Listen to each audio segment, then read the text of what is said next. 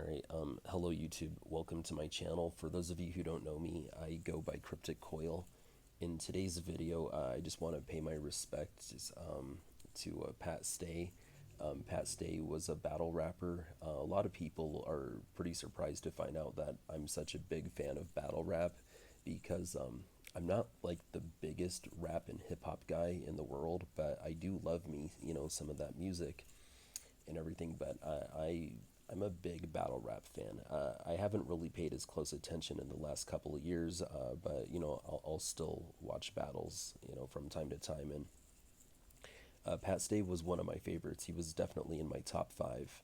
I first found out about him when I first got into battle rap about 10 years ago.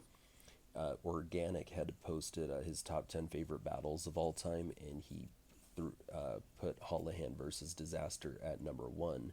And so I had to go check that out. And watching that battle made me fall in love with both Pat Stay and Holohan. And I've been a fan ever since. I never got to see a battle event or a battle rap event in my life. Just I paid for some pay-per-views.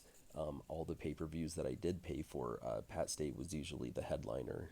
I bought Disaster was the first one I ever actually paid for, and then Sharon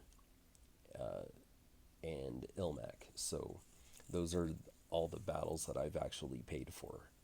And Pat Stay was the headliner, and so yeah, I mean, I was a big fan. Whenever it's not unusual for battle rappers to dabble in the studio and make some studio music. But I was, a big fan of Pat Stay's music. He had a couple songs that I liked. When he did his latest diss track to The Game, Warm Up, I was like, man, this guy is crazy. He's calling out an industry rapper, and I was pretty certain this was gonna be it for him. He was gonna blow up. He was gonna get huge. And I'm to tell you the truth, I'm really surprised that he wasn't bigger than what he was, because I really believe that Pat Stay, he kind of had the same kind of charisma as someone like, say, Dwayne The Rock Johnson. The Rock, one of his, catchphrases is that he's the most electrifying man in. It used to be sports entertainment, but now it's all entertainment. And Pat Stay's just one of those dudes that I thought like had the same kind of electricity. It's like I never got to see him live, but just even watching him on a screen, you could feel it. He his charisma was like almost unmatched, almost unmatchable. Like it couldn't be taught. And I it was just a pleasure to watch his battles and his podcast and check out his music whenever he would drop a track. And even like some of his interviews and stuff. I mean, he just seemed like a really cool guy.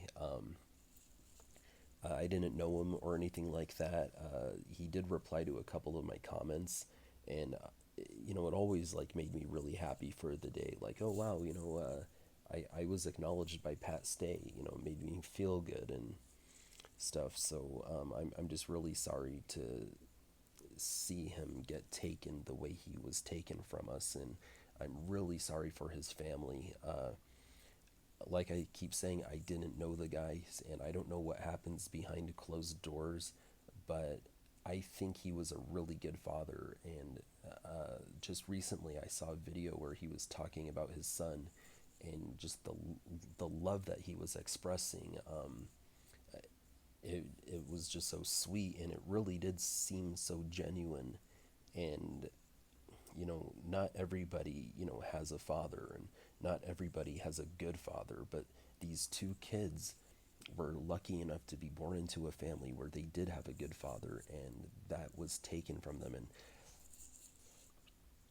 that's the thing that gets me the most. I mean, you know uh, uh, when I found out about this, I'm usually unaffected by celebrity deaths, and it's not because I don't care. It's just that without a relationship between us, it's kind of hard to feel a sense of loss. But I really did feel a sense of loss yesterday when I heard about Pat because I really did feel a sense of loss when I heard about Pat because, for one, I mean, I did interact with him a couple of times, and he was, like like an entertainer that was prevalent in my life. Someone who like I always looked forward to his content, and yesterday was also the anniversary of my brother's death. My brother passed away 8 years ago, and a year later, a buddy of mine, his father passed away on the same day. And then when I got the news about Pat yesterday, I knew that this dark anniversary was coming up, and my only intention, my only goal was to just stay home, chill out, not think about it, and just get through the day. But I woke up to a text message from a buddy who had told me that Pat Stay was dead. And did that sound callous the way I put it? I'm sorry if it did. It made it impossible for me. It kind of opened an old wound, and I went down the internet rabbit hole trying to find out what happened, and it just made me really think about how fragile life is. And yeah, Pat Stay was like the same age as me. We were both born in February of 1986. Our birthdays only 9 days apart.